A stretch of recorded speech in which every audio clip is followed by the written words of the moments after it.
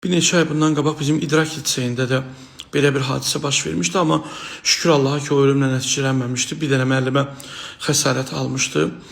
Amma bu hadisədən Rusiyada da baş vermişdi. Onlar yadımdan çıxmış deməmişdim və Rusiyada bilirsiniz ki, bir səhv etmirəmsə Türkmənistan vətəndaşı, yəni uşaq qətlə yetirilmişdi.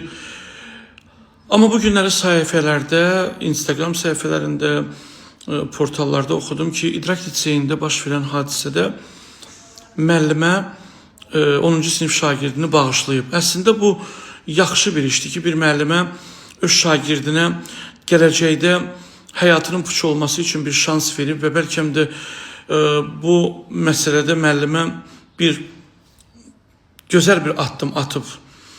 Amma çox məyus oldum ki, kommentlərdə də bu və mənim də ağlımda belə bir fikir formalaşdı ki, bilirsiniz ki, idrak litseyində oxuyan şagirdlər hamısı imkanlı ailənin uşaqlarıdır.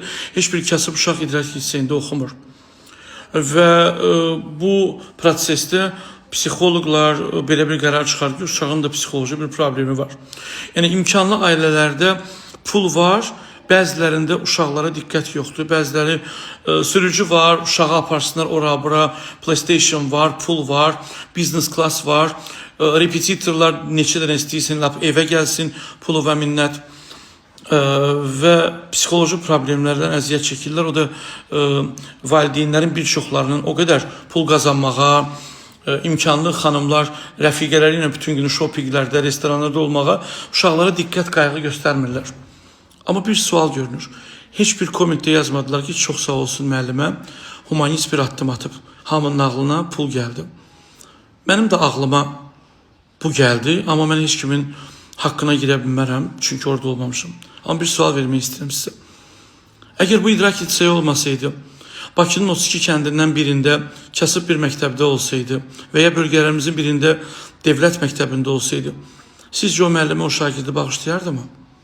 Bu mənə çox maraqlıdır.